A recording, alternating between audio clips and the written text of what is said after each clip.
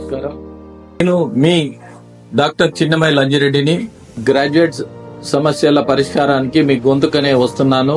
మీ మద్దతు నాకు అందించి నా అభ్యర్థిత్వాన్ని బలపరిచి మొదటి ప్రాధాన్యత ఓటు వేసి గెలిపించాలని ప్రార్థిస్తున్నాను. భారత్ మాతాకి జై. కన్వర్టెడ్ బీసీ ఏందన్నా? Convert Kishan's convert BC convert అవుతారా? ఎట్లా కన్వర్ట్ అవుతారు? మరి మీ ప్రభుత్వం వేసింది కదా నేను అన్నది. 94 మరి అప్పుడు ఏ కన్వర్టర్ అని చెప్పి వాళ్ళ ప్రభుత్వం చేసింది. 94 ఉన్నది గుజరాత్ లో ఎవరి ప్రభుత్వం? కాంగ్రెస్ పార్టీ ప్రభుత్వం. సర్కులర్ ఇచ్చింది, సర్కులర్ ఇచ్చింది. మరి దేని ప్రకారం ఇచ్చింది? పోయి అప్పుడు ఉన్న ముఖ్యమంత్రి వాళ్ళు అడగాలి. పోయి రేవంత్ రెడ్డి గారు, అరే మీ లెక్క కులగన మాత్రం చేయం. ఇలా మీకు కులగన సక్రమైతే మళ్ళీ రీసర్వే ఎందుకు చేస్తున్నారు? మళ్ళీ మీరు చెప్పు, రీసర్వే ఏం చేస్తున్నారు? 3,90,00,000 ఆధార్ కార్డులు ఇచ్చినట్టు ప్రభుత్వం దగ్గర నివేదిక ఉన్నది. సింపుల్ గా 3,90,00,000 ఆధార్ కార్డు ఉన్నట్టు నివేదిక ఉన్నది. దానికి ఒక ఆధార్ కార్డు ఒక్కటే తీసుకుంటారు, రెండే తీసుకోరు. దానికి ఒక 10% పెంచుతారు. ఆధార్ కార్డు తీసుకున్న వాళ్ళు ఉంటే 4,30,00,000 అవుతాయి. 4,30,00,000 జనాభాలో మీ లెక్క ప్రకారం ఎంత అవుతుంది? 3,70,00,000. ఇంకా 60,00,000 ఏడిపోయినాయి. వాళ్ళు ఎడవేరు. ఇంకా 60,00,000 జనాభా ఏడిపోయింది.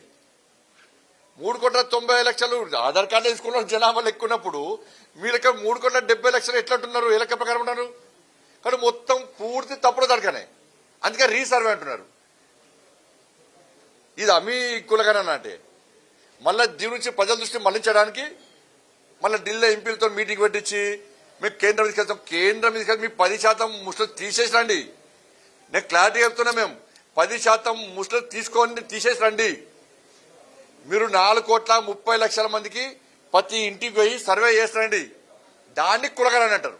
మీరు తూతూ మంత్రంగా ఇంట్లో కూర్చొని రాసి 60,00,000 మంది లాపత్తాలు లెక్కలే కూడా వేసిర్రు.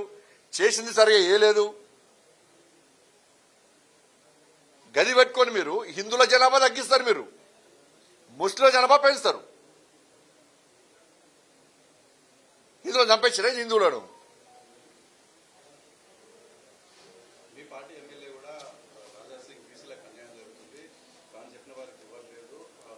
అంటే ఒక వ్యక్తికి చెప్పకుండా ఇవ్వకపోయినంటే బీసీలను వ్యతిరేకించడం కాదు కదా. ఇప్పుడు మేము బీసీ ముఖ్యమంత్రి చేస్తా అన్నాము. నేను ఇప్పుడు పార్టీ ఇంటర్నల్ గా ఇచ్చే విషయంలో కులాలు చూడరు, మతాలు చూడరు. ఇప్పుడు గట్లంటే పోయినసారి లక్ష్మణ్ గారి బీసీ, తర్వాత నేను బీసీ, రాజ్యసభ ఇచ్చిన లక్ష్మణ్ గారికి బీసీ, పార్లమెంటరీ బోర్డు మెంబర్ ఇచ్చిన బీసీ, ఓబీసీ అట్లా బీసీకి ఇవ్వాల్సి వస్తుంది. కాబట్టి అప్పుడు బీసీ ముఖ్యమంత్రిని ప్రకటించారు కాబట్టి ఒక ఓసీ సంబంధించిన వ్యక్తికి ఇవ్వాలి కాబట్టి కిషన్ రెడ్డి గారికి ఇచ్చారు.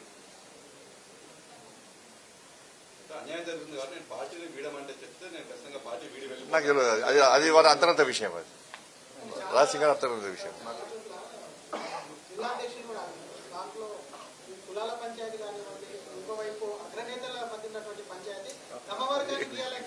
అవన్నీ కూడా అవన్నీ రాష్ట్ర అధ్యక్షులు చూసుకుంటారు, రాష్ట్ర సంఘటన మంత్రులు చూసుకుంటారు. కాబట్టి ఎక్కడ కూడా ఒక సిస్టమ్ ప్రకారము కేంద్ర నాయకత్వం చూడండి సూచనల ప్రకారము, ఆదేశాల ప్రకారము రాష్ట్ర కమిటీలు కానీ, జిల్లా కమిటీలు కానీ, మండల కమిటీలు కానీ, పోలింగ్ బూత్ కమిటీలు కానీ వేస్తూ ఉంటాం. కాబట్టి ఇక్కడ నిబద్ధతతో నిజాయితీతో ఒక మంచి సిస్టమేటిక్ గా కమిటీలు వేస్తున్నారు. అట్లా వేస్తున్నారు కాబట్టి ఆలస్యం అవుతున్నది. కాబట్టి ఇప్పుడు నా జిల్లాలో కరీంనగర్ జిల్లాలో వేయలేదు. కాబట్టి నేను ఏం చేయాలి? నాకు అనుకూలంగా ఇస్తాను పెట్టానా? కాబట్టి రాష్ట్ర పార్టీకి కొన్ని నియమ నిబంధనలు ఉంటుంది, దాని ప్రకారం వేసుకుంటూ పోతా ఉంటారు. దాని మీద ఉన్న విషయం ఉంటే మనం అంతర్గతంగా మాట్లాడుకోవాలి. ఇప్పుడు నాకే అభిప్రాయం ఉంటుంది. నా అభిప్రాయం ఎవరు చెప్పాలి? మీడియా చెప్పానా? ఎవరు చెప్పాలి? కిషన్ రెడ్డి గారికి చెప్తాను నా అభిప్రాయం మీద అని చెప్పని. అట్లా అని చెప్పి నా అభిప్రాయం భిన్నంగా ఇస్తేనే రోడ్డుకి ఎక్కేది అవసరం లేదు. బండి సంజయ్ కోసం నిబంధనలు మార్చరాడా? పార్టీ నిబంధనలు ఒక వ్యక్తి కోసం మార్చడం ఎక్కడ కూడా. ఒక వ్యక్తి కోసం నిబంధనలు మార్చేటువంటి అవకాశం ఉండదు. అంటే రాజాసింగ్ గారికి ఇబ్బంది ఉండొచ్చు, వారు బాధపడడంలో ఎలాంటి వేరే ఆలోచన లేదు. కానీ దాన్ని మీడియాకి చెప్పకపోండి, ఇంత అంతర్గత మాట్లాడితే అయిపోతుండే. ఎందుకంటే రాయలసీమ ఒక మంచి నాయకుడు, ఒక ధర్మం కోసం పనిచేసే నాయకుడు. పార్టీకి కమిట్మెంట్స్ ఉన్న నాయకుడు. కాబట్టి మీలాంటి వాళ్ళు రెచ్చగొట్టారు కాబట్టి పోయి ఎలక్షన్ పెట్టించారు. మీకు ఏముండగా మీరు ఊకే పోయి లోకల్ పెడతారు, ఎవరొకరు ఫోన్ చేస్తారు. పాపం ఆయన కొంచెం తెలుగు ఇబ్బంది ఉంది కాబట్టి మీరే రాసి పంపుతారు, అది ట్వీట్ చేస్తాడు.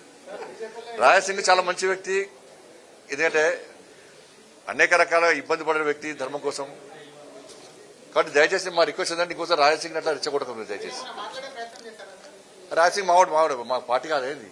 ఒక నేను నిన్న మాట్లాడి ఇవాళ కూడా మాడతా, రేపు కూడా మాట్లాడుతూనే ఉంటా.